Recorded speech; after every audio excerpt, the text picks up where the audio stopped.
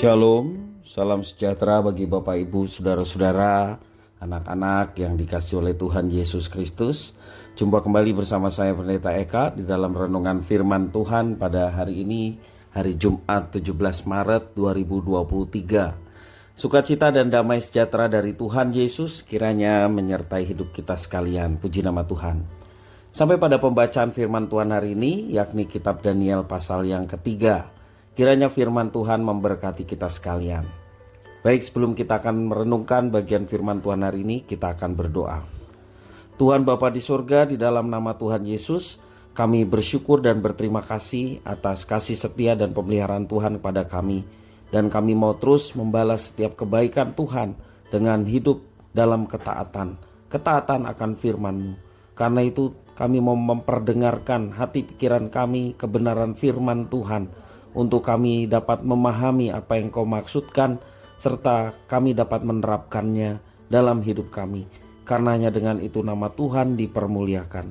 Terima kasih Bapa, terpujilah nama-Mu. Demi nama Tuhan Yesus kami berdoa. Haleluya, amin. Bapak Ibu Saudara-saudara, saya akan membacakan di dalam Daniel pasal 3 ayat 10 sampai 18. Demikian firman Tuhan. Tuanku Raja telah mengeluarkan titah bahwa setiap orang yang mendengar bunyi sangkakala, seruling, kecapi, rebab, gambus, serdam, dan berbagai-bagai jenis bunyi-bunyian harus sujud menyembah patung emas itu. Dan bahwa siapa yang tidak sujud menyembah akan dicampakkan ke dalam perapian yang menyala-nyala.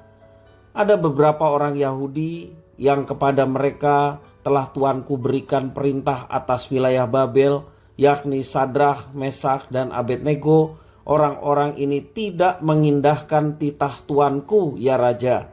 Mereka tidak memuja dewa Tuanku dan tidak menyembah patung emas yang telah Tuanku dirikan.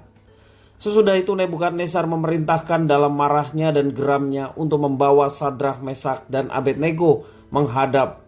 Setelah orang-orang itu dibawa menghadap raja, berkatalah Nebukadnezar kepada mereka, "Apakah benar, hai Sadrah, Mesak, dan Abednego, bahwa kamu tidak memuja dewaku dan tidak menyembah patung emas yang kudirikan itu? Sekarang, jika kamu bersedia, demi kamu mendengar bunyi sangkakala, seruling, kecapi, rebab, gambus, serdam, dan berbagai-bagai jenis bunyi-bunyian, sujudlah menyembah patung yang kubuat itu. Tetapi jika kamu tidak menyembah, kamu akan dicampakkan seketika itu juga ke dalam perapian yang menyala-nyala. Dan dewa manakah yang dapat melepaskan kamu dari dalam tanganku?" Lalu Sadrah, Mesak, dan Abednego menjawab Raja Nebukadnezar, "Tidak ada gunanya kami memberi jawab kepada Tuanku dalam hal ini.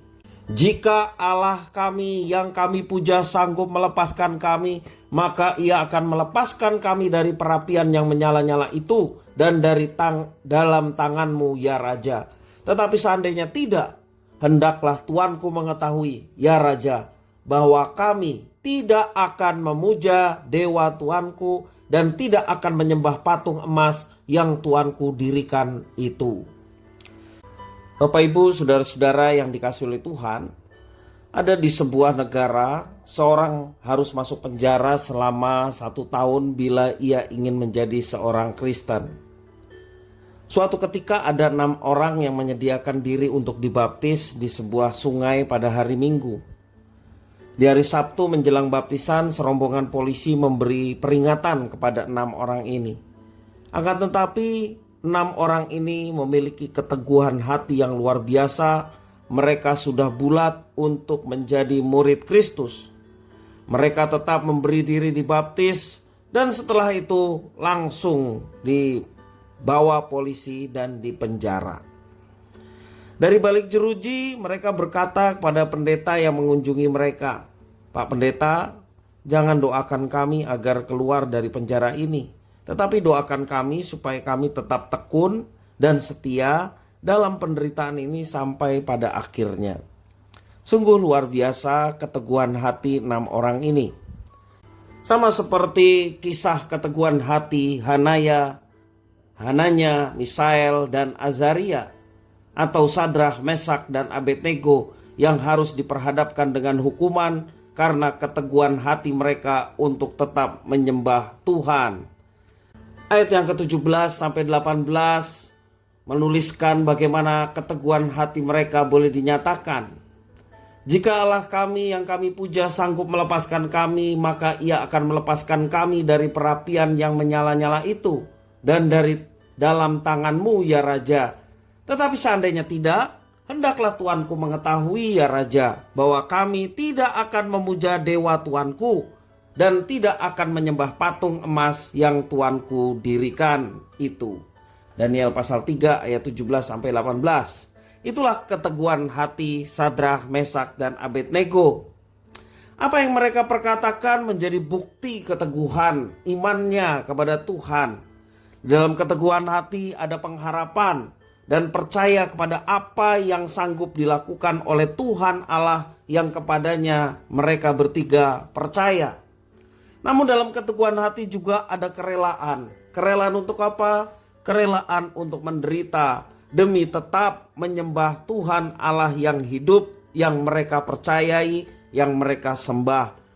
Dan pada akhirnya dalam Daniel pasal 3 ini mereka memilih untuk masuk dalam hukuman. Hukuman yang sangat mengerikan. Mereka masuk ke dalam dapur api yang menyala-nyala.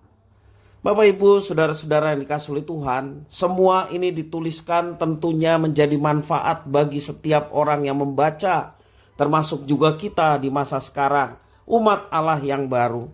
Kita dipercayakan oleh Tuhan sebagai umat Allah yang tentunya tidak ada lain selain daripada Tuhan sendiri yang kita sembah dan kita percaya dalam kehidupan ini.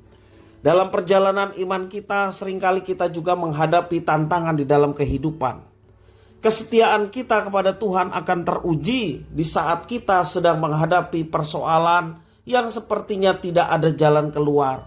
Sama seperti Sadrak, Mesak, dan Abednego.